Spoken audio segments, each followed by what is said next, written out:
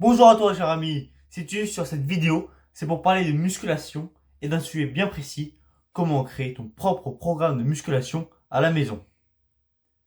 Mais avant toute chose, laisse-moi me présenter. Je m'appelle Mathieu, je suis un adolescent de 16 ans, passionné par le fitness et la musculation.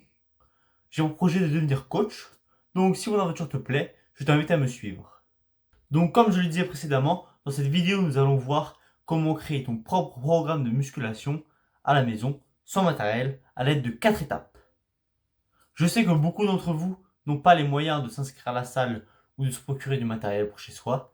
C'est pour ça que grâce à cette vidéo, tu pourras créer ton propre programme tout seul, sans avoir besoin de connaissances et sans matériel. La première étape est celle du choix de tes objectifs. Concrètement, tu vas devoir choisir si tu es en prise de masse ou en sèche. Si tu es en prise de masse, c'est-à-dire que tu pars d'une base assez skinny, histoire de construire beaucoup de muscles et prendre beaucoup de masse, globalement tu seras en surplus calorique et cela te permettra de construire plus facilement le muscle dont tu as besoin. Et concrètement, si tu es en sèche, c'est que tu souhaites perdre du poids, donc tu seras en déficit calorique afin de pouvoir perdre du gras, de la masse, tout en construisant un petit peu de muscle, mais bien sûr moins qu'en prise de masse. Cela est très important, comme ça cela te permettra d'ajuster ton nombre de séries et de répétitions lors de tes séances. La deuxième étape est celle du choix des exercices. Mais avant toute chose, avant que tu ne te perdes pas, je t'ai fait une petite liste des principaux groupes musculaires qui existent, afin que tu puisses t'y retrouver. Premièrement, nous avons les bras, les pecs, les jambes, les avant-bras et les abdos, etc. Mais je vais tout te détailler, l'histoire que tu en apprennes un peu plus. Donc dans ces groupes musculaires, il y a plusieurs muscles. Premièrement, prenons l'exemple des bras. Ils sont composés de 3 muscles distincts, le triceps, le biceps et le brachial. Il faut savoir que le triceps correspond aux 2 tiers de ton bras et positionné en dessous du bras. Ton biceps, lui, est positionné au-dessus et le brachial se situe entre les deux. Le brachial est responsable de l'épaisseur de ton bras, il est donc très important de ne pas le négliger.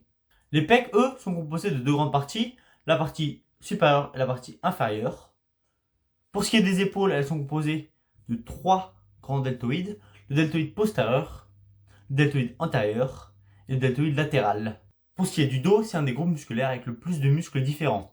Il est composé des trapèzes, des rhomboïdes, du grand dorsal, du grand rond, des lombaires, etc. La majeure partie de ces muscles est responsable de l'épaisseur de votre dos, tels que les trapèzes, les rhomboïdes, le grand rond, etc. Et pour ce qui est responsable de la largeur de votre dos, il y a bien évidemment le grand dorsal et une partie du grand rond. Pour les jambes, elles sont composées de l'ischio-jambier, du quadriceps, des fessiers, des mollets, des adducteurs, etc. Les ischio-jambiers sont les muscles situés à l'arrière de votre jambe. Pour ce qui est des quadriceps, c'est le muscle présent à l'avant de votre jambe. Les adducteurs se trouvent entre les 2 muscles précédemment énoncés. Pour ce qui est des fessiers, je sais très bien que vous savez où ils sont, mais je ne vous montrerai pas. Et pour ce qui est des mollets, vous devez le savoir, c'est le muscle qui s'attache à votre cheville et qui remonte jusqu'à l'arrière de votre genou. Pour terminer, parlons des abdos et des avant-bras. Les abdos sont composés de 2 principaux muscles, le grand droit et le grand oblique. Pour ce qui est des avant-bras, ils sont composés du brachioradial qui s'attache sur votre biceps, des muscles fléchisseurs et extenseurs du poignet. Je t'ai donc concocté une petite liste d'exercices que tu pourras faire afin de travailler chacun de ces muscles. Prenons l'exemple des pectoraux. Si vous n'avez pas de matériel, si tu n'as pas de matériel, tu pourras faire des pompes ou des pompes surélevées. Les pompes classiques, vous connaissez. Les pompes surélevées travaillera davantage la partie supérieure de vos pectoraux. Si vous avez des haltères, je vous conseille de faire du développé couché avec des haltères et un banc, mais ce n'est pas obligatoire.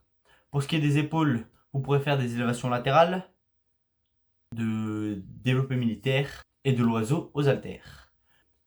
Pour ce qui est du dos, vous pourrez faire du tirage bûcheron, des shrugs pour travailler au trapèze. Le tirage bûcheron recrutera votre grand dorsal et votre grand rond. Vous pourrez faire également du rowing. Pour ce qui est des jambes, vous n'avez besoin d'aucun équipement. Vous pourrez faire des squats et des soulevés de terre jambes tendues. Les squats travailleront votre quadriceps et le soulevé de terre jambes tendues travaillera vos ischio-jambiers. Pour ce qui est des mollets, vous pourrez faire des extensions mollets. Pour terminer, afin de travailler vos bras, vous pourrez faire du curl en prise pronation, supination ou marteau. Le curl en prise pronation travaillera vos avant-bras. Le curl en prise Supination travaillera plus vos biceps.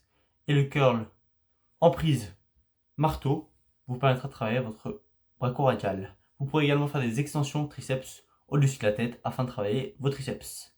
Pour ce qui est des avant-bras, vous pourrez faire des extensions et des flexions de poignets. Pour ce qui est des abdos, vous pourrez faire des twists ou des crunchs. À préciser, vous pourrez faire tous ces exercices sans matériel, à l'aide de sacs de cours, de sacs de course ou de bouteilles d'eau. Mais si vous avez des haltères, c'est conseillé. Cela est plus pratique et vous pourrez mettre plus lourd avec une meilleure technique. Mais bon, cela n'est pas obligatoire, même si vous pouvez en trouver sur le bon coin ou en occasion pour quelques euros. La troisième étape dans la création de ton programme est la mise en œuvre de ton programme. Je m'explique. Il existe différents types d'entraînement tels que le split, le full body ou le push-pull leg. Ces trois types d'entraînement vous permettront de répartir vos séances différemment dans la semaine. Prenons l'exemple du full body. Comme son nom l'indique, le principe de cet entraînement est de travailler l'ensemble des groupes musculaires du corps dans la même séance. Donc vous travaillerez les bras, les pecs, le dos, les épaules, les jambes, etc. dans une même séance. J'aime moyennement ce type d'entraînement car il demande beaucoup d'énergie afin de travailler l'ensemble des muscles. Petit bénéfice, quand vous êtes un débutant en musculation, il peut être pratique car celui-ci permettra de faire 1 ou 2 séances par semaine afin de travailler l'ensemble des muscles du corps. Vous n'aurez pas besoin d'enchaîner 3 ou 4 séances de musculation et cela vous permettra d'avoir plus de repos. Le deuxième entraînement est le push-pull leg. Comme son nom l'indique, si vous ne parlez pas anglais, push-pull leg.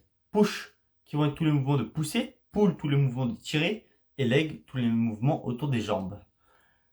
Pour ce qui est des mouvements de pousser, il y aura l'exercice pour les pecs, les biceps et les épaules. Pour les mouvements de tirer, il y aura les exercices pour le dos, les triceps, vous pourrez faire les abdos.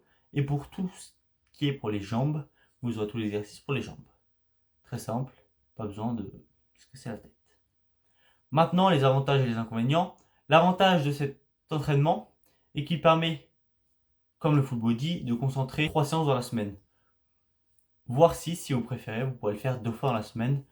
Mais quand vous commencez, le mieux est de le faire 3 fois, comme ça vous avez 3 séances et 4 jours de repos, qui est optimal pour une personne débutant la musculation.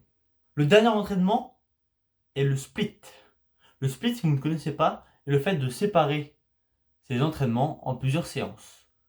Vous pourrez faire des jours avec pecs, biceps, épaules, triceps, jambes ou encore dos, abdos, comme vous le souhaitez. L'avantage de cet entraînement est que vous pourrez faire des séances entre 4 et 6 séances dans la semaine, voire plus, si vous êtes vraiment avancé dans la pratique. Et qu'à l'inverse du full body ou du push-pull leg, cela demandera à faire plus de séances dans la semaine, mais vos séances seront plus courtes. Donc mon conseil est que si tu es débutant, je te conseille de faire du push-pull leg ou du full body. Et si tu es intermédiaire ou avancé, je te conseille de faire du split. À toi de voir lequel te convient le mieux. Pour continuer dans cette partie, parlons maintenant de temps de repos. Je sais que beaucoup de monde l'ignore ou n'en prennent pas compte, mais 30 secondes de repos n'est pas suffisant pour vos exercices. Je m'explique. Pour des exercices sollicitant les pectoraux, les épaules, les bras ou autres, 1 minute 30 à 2 minutes de repos seront nécessaires.